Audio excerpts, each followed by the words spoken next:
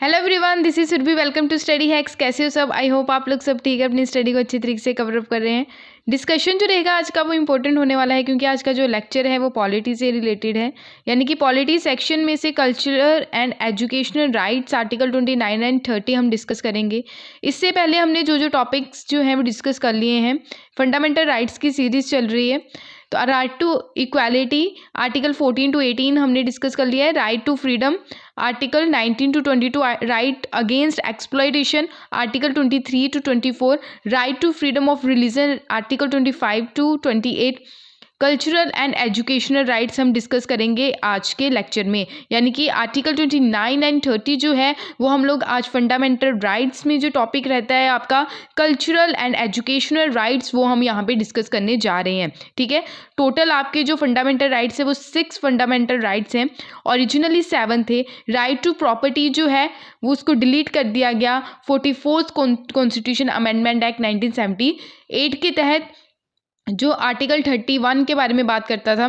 आज के टाइम में 300A में इसको प्लेस करके रखा है, यानी कि अमेंडमेंट किया गया है। तो आई होप आपको ये चीज़ क्लियर हुई होगी। आइए आज का जो हम लोग टॉपिक है स्टार्ट करेंगे, कल्चरल एंड एजुकेशनल राइट, जो काफ़ी ज़्यादा इंपॉर्टेंट है। फ्रिक्वेंटली इससे क्वेश्चंस जो हैं एग्जाम में आपको देखने को मिलते हैं। कल्चरल एंड एजुकेशनल राइट्स क्या होता है, उससे पहले मैं आपको ये बता दूं कि हमारे कॉन्स्टिट्यूशन के हिसाब से 2 टाइप्स जो है माइनॉरिटी की वो रखी गई है, according to religion minorities and linguistic minorities. Okay, अगर बर्थ प्लेस के हिसाब से बात करें तो कि कौन कहाँ पे रहता है, कहाँ से आया है, उसके बेस पे माइनॉरिटी नहीं बोला जा सकता, ऐसा कॉन्स्टिट्यूशन में बोला गया। ओके, इसलिए आर्टिकल 29 के तहत 2 टाइप्स की माइनॉरिटीज़ जो है डिफाइन कर रखी हैं हमारे कॉन्स्टिट्यूशन में, हमारे संविधान में। पहला तो है रिलीजियस के बेस पे, दूसरा है लिंग्विस्टिक के बेस पे। ठीक है, लैंग्वेज के बेस पे। ओके, तो any section of this citizen की बात करें आर्टिकल 29 में, जो यहाँ पे एक स्टेटमेंट यहाँ पे लिखी गई है कि any section of this citizens, जैसे कि लाइक ट्राइब्स हो गए, ट्राइबल कम्युनिटी होगी अलग अलग जगह, जैसे मध्य प्रदेश में है, झारखंड में है, अंडमान एंड निकोबार में जारवा ट्राइब्स हैं, सेंटनीज ट्राइब्स है जो काफ़ी खतरनाक मानी जाती हैं।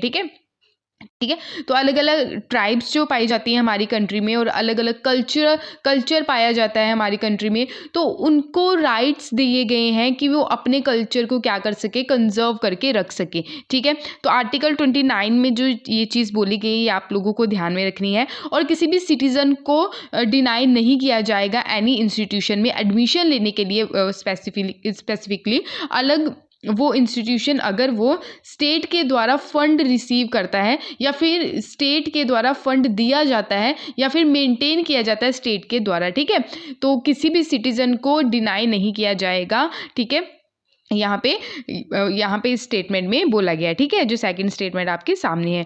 अगर 29 जो है आर्टिकल वो ग्रांट करता है protection of both religious and minorities as well as linguistic minorities. ठीक है, किसी भी इंस्टीट्यूशन के द्वारा कोई भी माइनॉरिटी को रोका नहीं जाएगा, किस बेस पे, एडमिशन के बेस पे। क्लियर?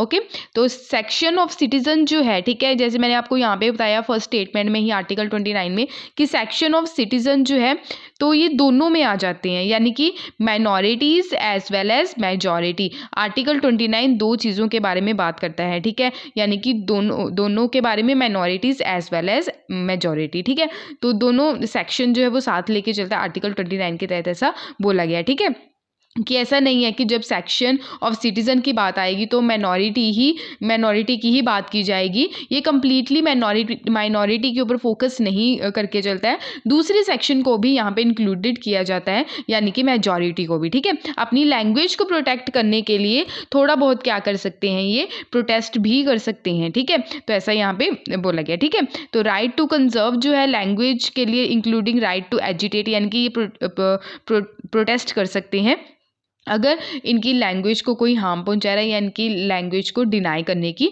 कोशिश करता है। ठीक है, तो ये आप लोगों ने याद रखना। आज के टाइम में अगर देखें तो अलग अलग रीजन्स में अलग अलग मेजॉरिटी और माइनॉरिटी पाई जाती है। जैसे कि आप देख सकते हैं नॉर्दर्न इंडिया में, अगर पंजाब की बात कर ले तो मेजॉरिटी में सिख रिलीजन है। ठीक है, तो बाकी माइनॉरिटी में अलग अलग रिलीजन आ जाएंगे। ठीक है, तो डिनाई नहीं किया जा सकता। इस आर्टिकल 29 में बोला गया है कि मेजॉरिटी और माइनॉरिटी दोनों को साथ लेके यहाँ पे चलना है, ठीक है।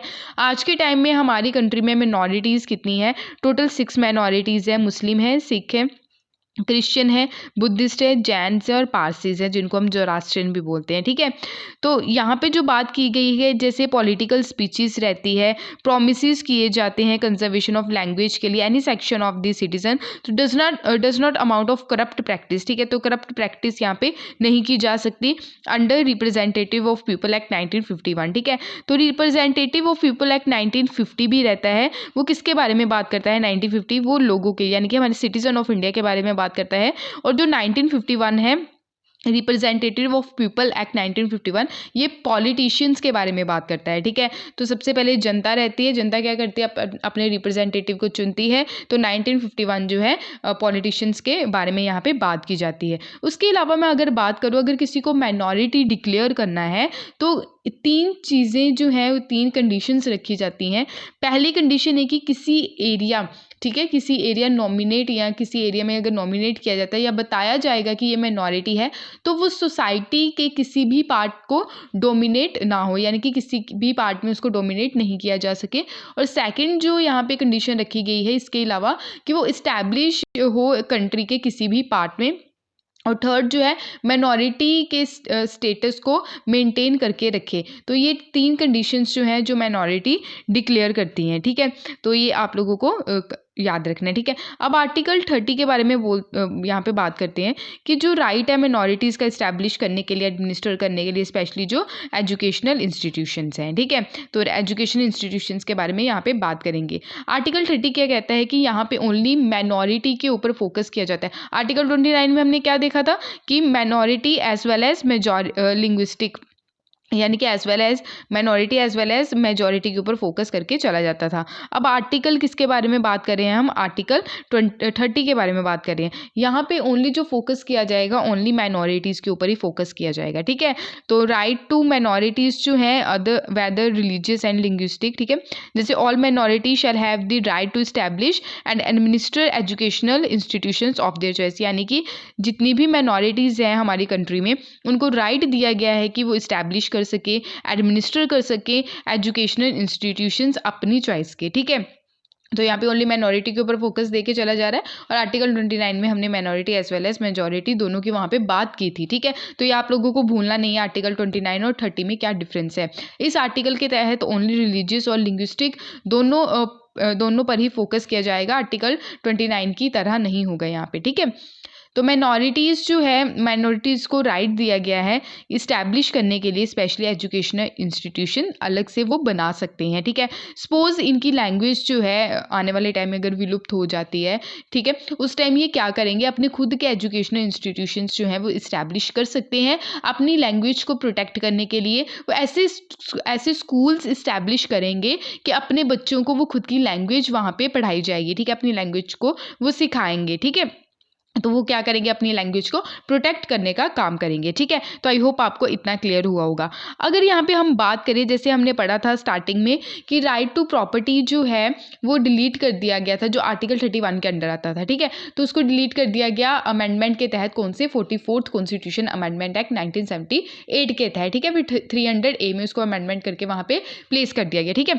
तो यहाँ पे एक थोड़ा सा डिफरेंस है, ठीक है। यहाँ पे आप देखिए इस पॉइंट की ओर कि इनका जो माइनॉरिटीज़ का जो राइट टू प्रॉपर्टी है उसको छीना नहीं गया था, ठीक है। अगर स्टेट क्या करती है, डेवलपमेंट के लिए उनकी ज़मीन को लेती है, तो स्टेट को क्या करना पड़ेगा? उतना ही पार्ट उनको माइनॉरिटीज़ को प्रोवाइड करवाना पड़ेगा, ठीक है। तो ऐसा यहाँ पे बोला गया, ऐसे प्रोविजंस रखे गए हैं, ठीक है। क्योंकि यहाँ पे देखो compensation amount fixed by the state for the compulsory, ठीक है, compulsory acquisition of any property of a minority education institution shall not district और abrogate the right of guaranteed to them, ठीक है। प्रोविजन जो है ये आपको पहले बता दिया कि माइनॉरिटीज़ को ये दे रखे हैं, बाकी जो है डिलीट कर रखा है, ठीक है। एक्ट अगर की बात करें, act related to the right to property fundamental right, article 31, okay. यहाँ पे जो बात की गई है कि स्टेट क्या करेगा, डिस्क्रिमिनेट नहीं करेगा against the educational institute manage by the minority, ठीक है। गारंटिंग एड जो है सहायता प्रोवाइड करवानी पड़ेगी, ये इंपॉर्टेंट है। माइनॉरिटी एजुकेशन इंस्टीट्यूशंस जो है वो 3 टाइप्स के होती हैं। पहली यहाँ पे बात की जा रही है इंस्टीट्यूशंस जो है वो रिकॉग्नाइज और साथ ही साथ जो सहायता प्रोवाइड करवाई जाती है स्टेट के द्वारा, ठीक है, फुली।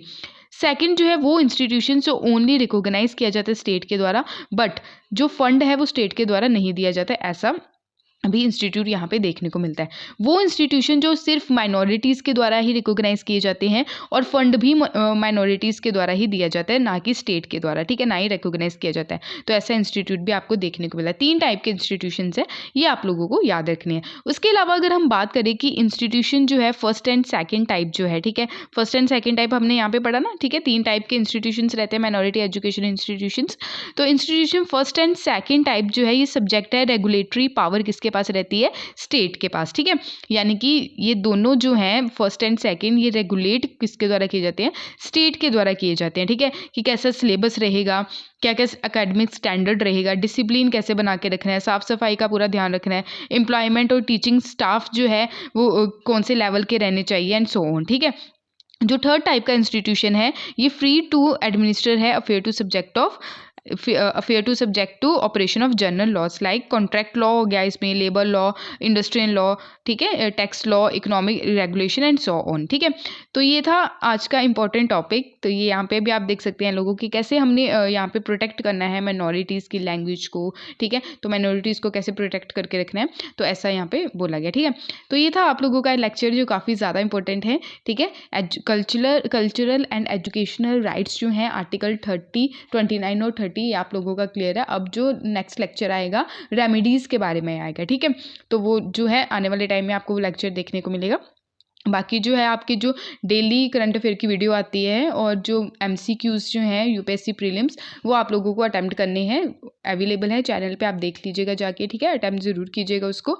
PDF के लिए आप टेलीग्राम ज्वाइन कर सकते हैं, इंस्टाग्राम पे भी आप फॉलो कर सकते हैं। Thank you for watching my video. जय हिंद।